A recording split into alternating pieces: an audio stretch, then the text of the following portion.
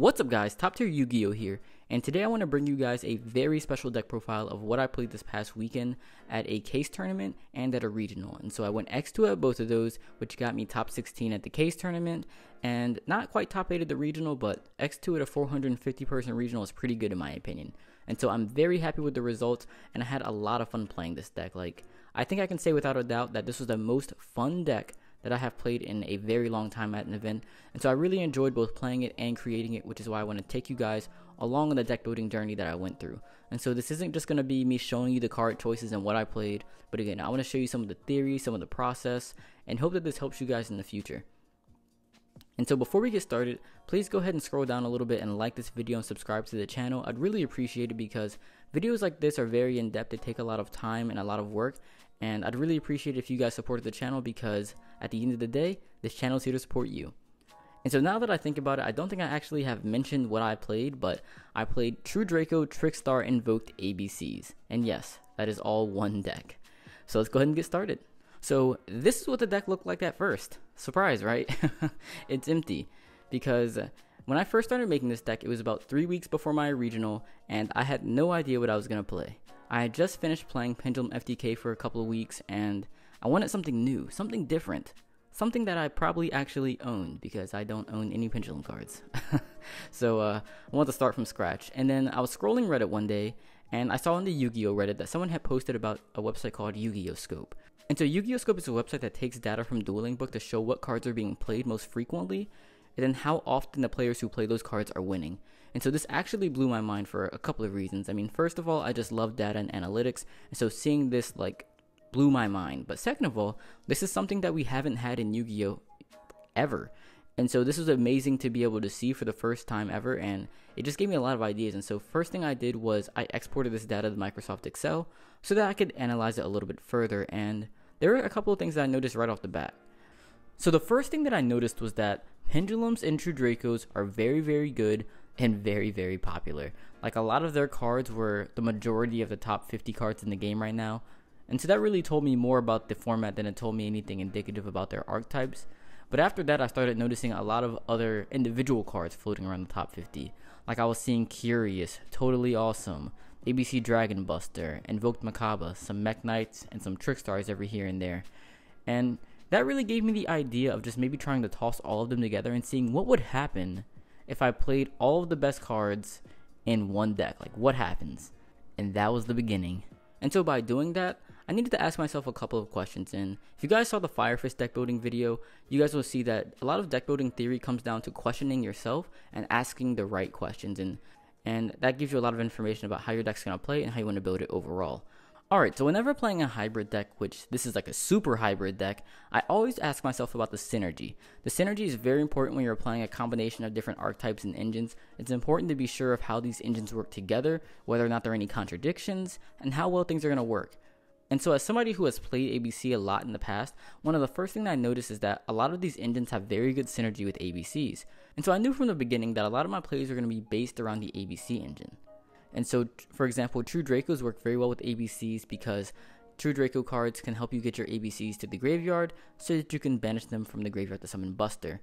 Now, Diagram can also move them from the hand to the graveyard to again help you summon Buster.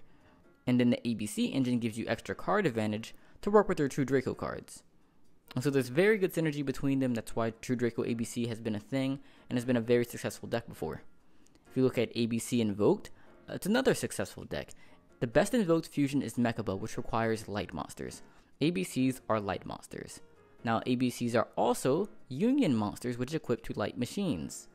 Mekka is a light machine, so there's synergy. Invoked also has synergy with True Dracos because Alistair's a card that can be used from the graveyard, meaning it's a free card to destroy with your Diagram, it's a free card to tribute. And the True Dracos don't use up your extra monster zone, which means it's very easy to end on a board of Mekka plus Masterpiece, which is very hard for a lot of people to deal with because that's 2 disruptions, one of which is unaffected by certain card effects. So very powerful board in fact. Next, if we look at Trickstars, they also have synergy with the other engines, and so Trickstars and True Draco have synergy very similar to the way that Invoked has synergy with them because Candina is a card that gets you a lot of value, which means that you can use that for your True Draco cards. Now you also have a card like Reincarnation to add more defense on top of that, and a way to bring cards back from the graveyard to tribute summon again. Light Stage, if you play Lilybell, Light Stage is a free special summon, which helps with ABCs because if you have Hanger plus an ABC plus a special summon, that's going to allow you to summon Decode plus Buster, and that's just a very standard ABC combo. So any kind of special summon plus Union Hanger plus another ABC piece, Decode Buster, easy. So there's synergy there. And then if you look at the Invoked engine, well, there's no synergy. There's in fact a contradiction. And so the contradiction there is that both Candina and Alistair require normal summons. That's a very big contradiction and something that we'll see throughout the rest of this deck actually, is that normal summons are going to be a problem.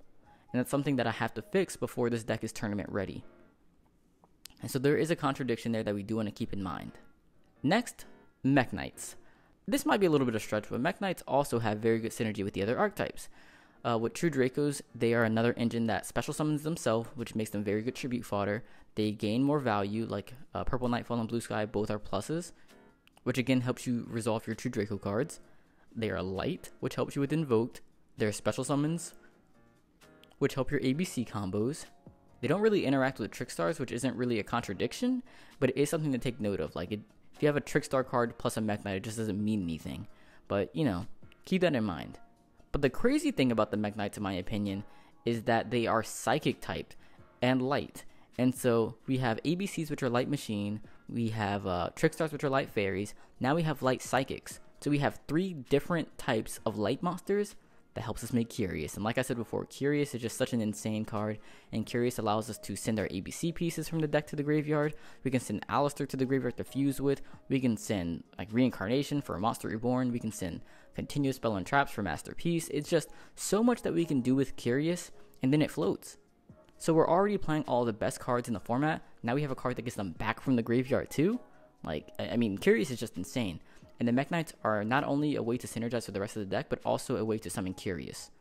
And something to also note is that they synergize pretty well with the ABCs because Union Hanger, since it equips cards, any sort of equip card really, it activates your columns.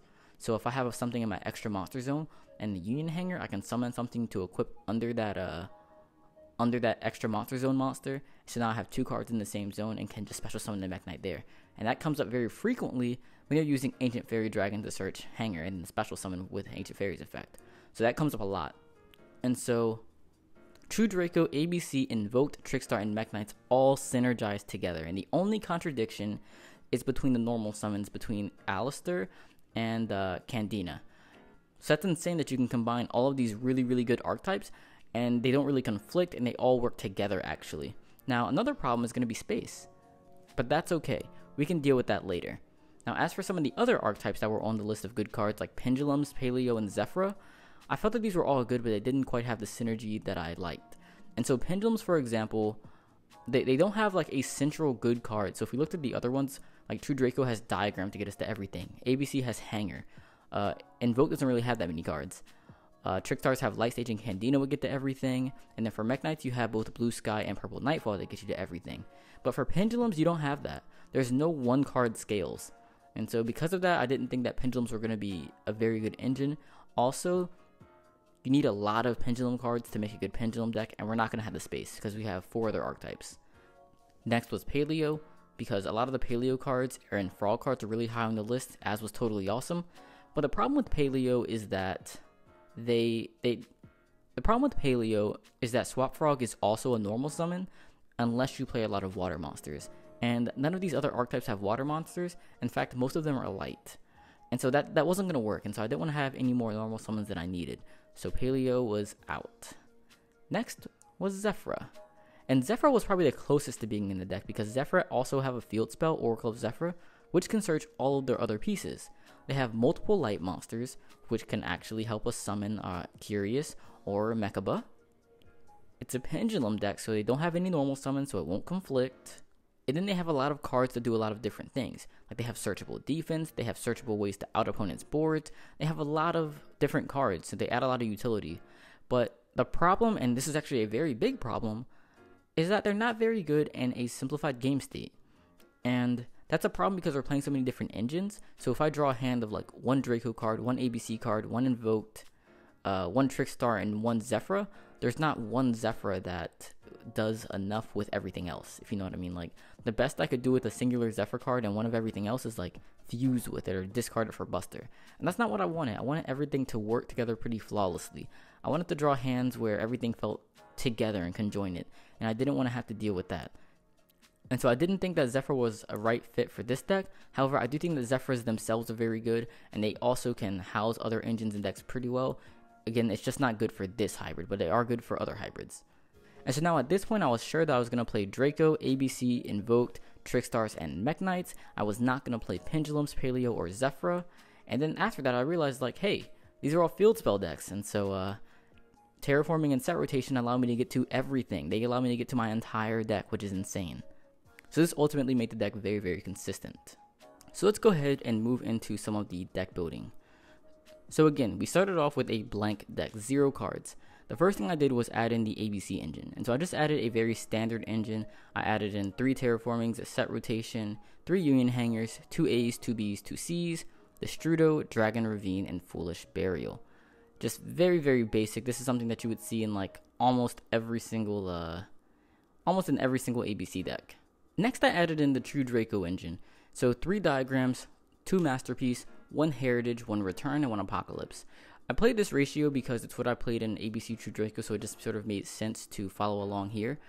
I was very iffy on if I wanted to play Apocalypse at first because it doesn't really work as well as Return. I think Return is just a better standalone card because a lot of times you're getting back Masterpiece from the graveyard and using that to tribute with instead of needing another monster to tribute. So I wasn't sure if I should play, 1 or 2 traps, just Return or just Apocalypse, but ultimately because Apocalypse was like such an extremely powerful card from the Yu-Gi-Oh! Scope data, I wanted to just try it out just to see. Next, I wanted to add in the Invoked engine, and so for these I played 1 Meltdown, 1 Alistair, and 1 Invocation, along with 2 Mekaba and 1 Purgatorio.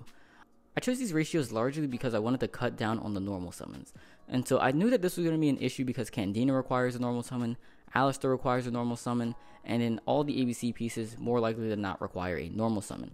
And so I didn't want to play too many of them, and I felt that Alistair is a card that isn't necessarily good in multiples, so I didn't need to play like multiple Alistair or multiple Meltdown. It's very searchable. This was okay. And with that, I only needed 1 Invocation because Invocation, I'm just going to give you a spoiler right now, Invocation is a bigger brick than any card in the entire deck. Like everything else is okay to draw, but Invocation without access to Alistair is actually horrible. Like I found myself losing more games like that than drawing anything else. So I was just playing the bare minimum of these.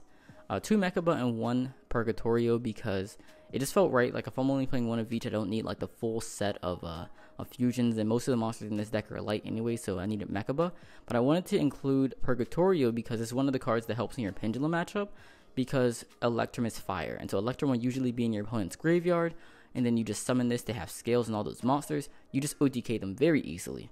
So I wanted to play Purgatorio for that matchup, more or less. Next, I added in the Trickstars. So 1 Light Stage, 1 Candina, 1 Lilybell, and 1 Reincarnation. Again, I was a very big fan of this engine because of the utility that it offered. And so Light Stage is very good utility off of your Terraforming. It can be a special summon, or it can be a way to lock down your opponent's back row, or it gets you to Candina, which can search Reincarnation for defense. And then if you look at the side deck, there is a Lycoris, and I wasn't sure if I wanted to play Lycoris. The Yu-Gi-Oh! Scope data told me that Lycoris was a good card. However, I didn't think that it had immediate value in the deck. And so, looking at Candina does things. Or Lilybell does things. Even if you don't draw it, Lilybell is something that you're searching and summoning very frequently. But Lycoris isn't exactly the same because Lycoris is a card that you probably don't want to draw because it doesn't interact with anything. But you also probably don't search it often. And now there was the play that I considered where if you draw Lilybell, if you summon it and add it back to your hand with Lycoris, you summon it again, and so it can be 2 summons that way, which can help you do certain combos, or it also gives you a little bit more burn aspect to the deck. But that I didn't think it really worked as well, and so it sort of reminded me of playing a second Garnet.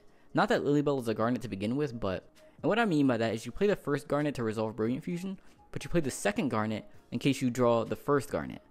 And this was sort of a very similar thing to where I'm playing the Lilybell that do combos and stuff, but playing Lycoris is only there in case I draw Lilybell. You see what I mean? So I didn't think it was necessary despite the data saying that it was just a good card.